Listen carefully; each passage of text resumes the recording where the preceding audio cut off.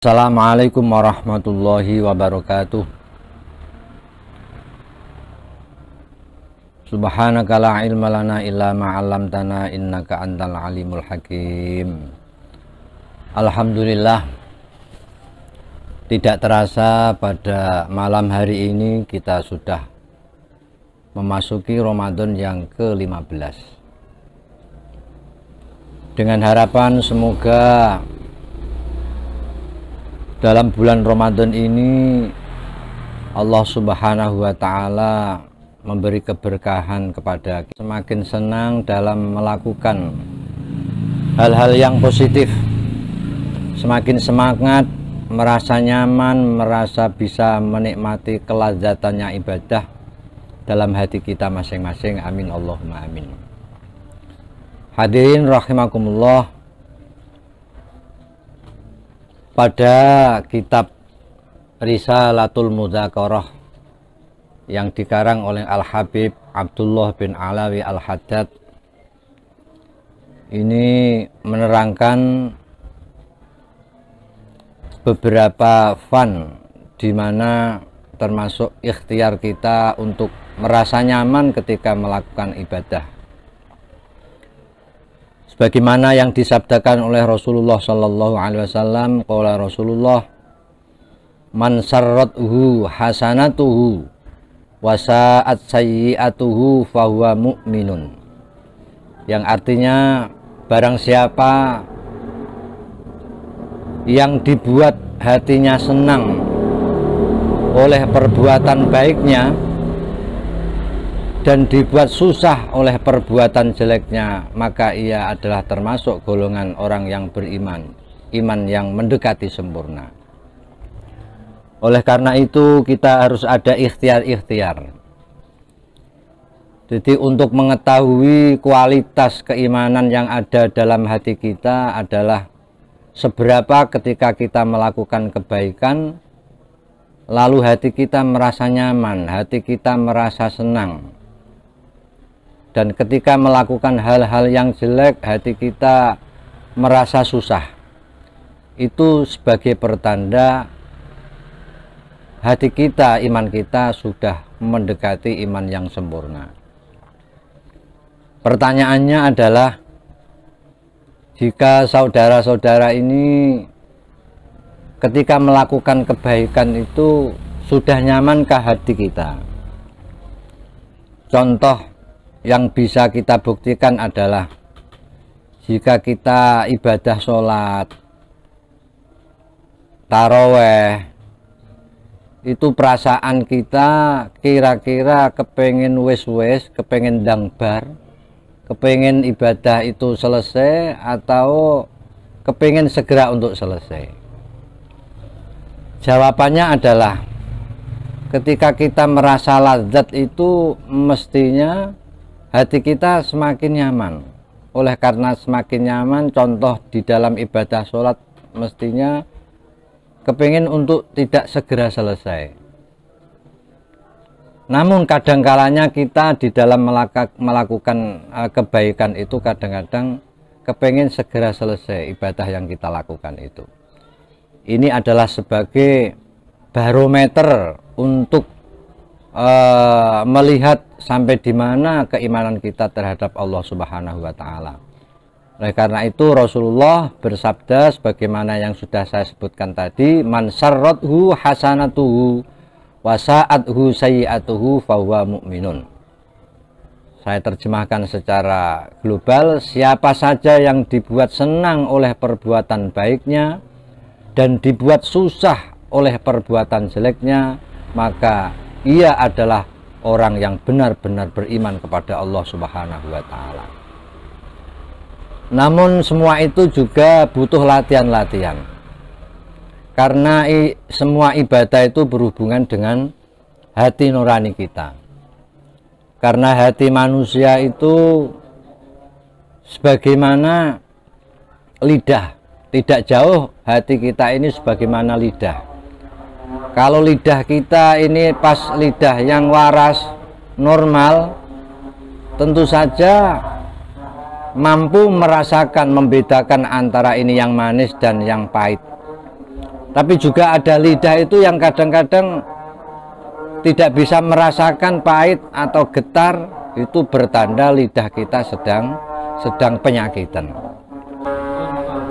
Hadirin rahimakumullah, untuk malam ini adalah akan membahas tentang al-mufattirat, yaitu ma yubtilu aslas shaum, yaitu sesuatu yang membatalkan puasa. Al-mufattirul awal utai perkara kang batalno poso kang pertama iku ar-riddatu murtad. Wa hiya utawi riddah iku qat'ul islami biniyatin au qaulin au fi'lin walau kanatir riddah al-hadzatan wahidatan. Untuk sesuatu yang membatalkan puasa pertama adalah terjadinya riddah atau keluar dari Islam, baik bentuknya itu dengan niat, au qaulin atau dengan bentuk ucapan, au fi'lin atau bentuk perbuatan. Walau kanatir riddah lahzatan wahidatan, walaupun kemurtatan tersebut hanya sesaat saja, itu secara otomatis sudah membatalkan puasa. Al-mufattiru tsani utawi perkara kang batalno poso yang sing kang kaping pindho al haidu wan nifasu wal wiladatu, yaitu perempuan yang kedatangan bulan atau menstruasi, wan nifasu nifas, wal wiladatu dan melahirkan, walau lahdzatan, walaupun hanya sedikit, itu secara otomatis puasanya batal. Makanya para ibu, kaum wanita, walaupun keluarnya darah haid itu sudah di detik-detik maghrib, maka tetap kaum ibu harus rela membatalkan puasa secara otomatis. Jangan ada rasa penyesalan, wah maghrib tinggal 1 menit atau maghrib tinggal 2 menit, ini baiknya saya lanjutkan. Itu nggak boleh. Justru kaum ibu akan berdosa, karena siapapun yang datang bulan itu wajib iftar, wajib membatalkan puasanya, ya dengan otomatis dengan membuktikan makan atau minum. Jangan sampai menahan sampai masuknya maghrib dengan maksud untuk menyempurnakan puasa, itu tidak boleh. Asalisu yang ketiga al junun walau lahdzatan, datangnya penyakit gila walau lahdzatan, walaupun sesaat, itu puasa saat itu juga langsung dihukumi batal. Warabi'u taikang nomor 4 al igma'u wassakaru, yaitu datangnya ayan dan mabuk karena minum keras atau mabuk karena yang lain, pokoknya mabuk, yaitu idza amma jami'an nahar, ya secara otomatis orang mabuk karena alkohol atau yang lain itu bisa menyebabkan puasanya menjadi batal. Wal khamisu taikang nomor 5 al jima'. Lah ini yang berbahaya, al jima', yaitu bersetubuh. Idza jama'a amidan aliman bitahrim, nalikane jima' sapa wong amidan hale jarak, aliman tur ngerti bitahrimi kelawan keharomane jima', maka spontan saat itu di siang hari Ramadan nekat bersetubuh baik dengan istrinya atau dengan gendaannya, itu langsung batal. Untuk menjaga hal yang seperti itu sebenarnya bersetubuh dengan suami, istri itu kan bisa disiasati, selama tidak ketahuan masuknya waktu subuh mestinya masih boleh, masih boleh. Nah, di waktu imsak bagaimana? Nah, ini yang lebih berbahaya, karena durasi waktu dari imsak sampai dengan masuknya subuh itu rata-rata di masyarakat alam adalah 10 menit. Nah, kira-kira waktu 10 menit itu untuk bersetubuh cukup apa tidak? Nah, ini yang paling berbahaya.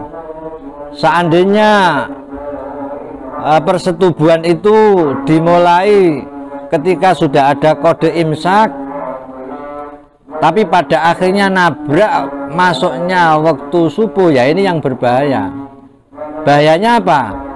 Puasanya secara otomatis batal, dia mendapatkan dosa yang besar, masih wajib imsak, dan dua pasangan tersebut akan ada kafaroh, yaitu wajib membayar kafaroh, kafaratul uzma, kafaroh yang diperberat, yaitu wujudnya siyamu syahraini mutatabi'aini. Siapapun orang yang bersetubuh di siang Ramadan, maka di samping secara otomatis batal waktunya, dia juga wajib qadha, dan mereka juga wajib membayar nopo kafaroh, yaitu dengan cara siyamu syahraini mutatabi'aini, puasa 2 bulan berturut-turut. Nah, ini berat sekali, ya, berat sekali. 2 bulan berturut-turut. Misalkan sudah mendapatkan 1,5 bulan sudah puasa kafaroh, lalu hari yang berikutnya batal, maka harus mengulang lagi dari hari yang pertama. Ini maksud daripada syamu syahraini mutatabi'aini. Tapi juga masih ada solusi yang ketiga. Solusi yang kedua, jika tidak mampu membayar kafaroh dengan cara puasa 2 bulan berturut-turut, ini masih ada solusi yang agak ringan, yaitu it'amu sittina masakina likulli miskinin mudun. Boleh kafaroh jima tersebut dengan cara memberi sedekah terhadap 60 miskin. Masing-masing 1 miskin adalah 1 mud. 1 mud itu yaitu 7 on. Nah, ini tergantung, terserah panjenengan mau mengganti kafaroh dengan puasa 2 bulan berturut-turut, atau milih yang memberi sodakoh beras 60 orang miskin, masing-masing 1 miskin 7 on. Berapa? 7 on kali 60 ketemunya berapa? 42 kilo. Nggak ada setengah pintal. Ya enak itu. Oke. Jadi gara-gara melayani seorang suami, konangan subuh niku panjenengan kena semprit, kena hukuman yang berat. Ya paling ringan ya ini, mengeluarkan beras 42 kilo dibagikan kepada saudara-saudara kita muslim yang miskin. Ya ini. Nah, ini bisa terjadi. Watajibu hadil kafaroh ala rojuli, dan yang diwajibkan membayar kafaroh seberat itu adalah hanya kepada seorang suami, la alal mar'ah, bukan kepada perempuannya. Nah, jadi iki nak wong wedok-wedok niki, sing wedok yang ngerasakno enak, tapi sing kebebanan bayar kafaroh itu hanya kaum bapaknya. Hanya kaum bapaknya. Makanya semoga bapak dan ibu ini harus berhati-hati, Kalau di malam harinya nggak ada masalah, nggak ada larangan, karena Allah juga sudah mendeklarasikan di dalam Al-Quran, uhilla lakum lailatas siyamir rafathu ila nisaikum. Dihalalkan bagi kalian semua pada malam Ramadan untuk berbuat rofas. Rofas adalah bersetubuh. Ya, jadi kalau malam tidak ada larangan, tidak ada larangan sama sekali. Ya, asal dengan catatan tidak nabrak waktu subuh. Ya, makanya habis tarawih boleh, jam 9 boleh, jam 10 boleh, sebelum imsak pun juga boleh. Ini biasa terjadi kepada bapak-bapak yang perantauan jauh. Ya, bapak-bapak yang perantauan jauh begitu datang di tengah malam, bapak minta jatah, ibu jangan mentang-mentang bulan Ramadan, harus mau melayani seorang suami, asalkan saling tahu waktu, jangan sampai nabrak waktu subuh itu diantara al-mufattirat atau sesuatu yang membatalkan puasa. Ini saya kira cukup. Untuk selanjutnya insya Allah akan kita bahas pada hari-hari yang akan datang. Dari kami cukup, semoga bermanfaat. Wassalamualaikum warahmatullahi wabarakatuh.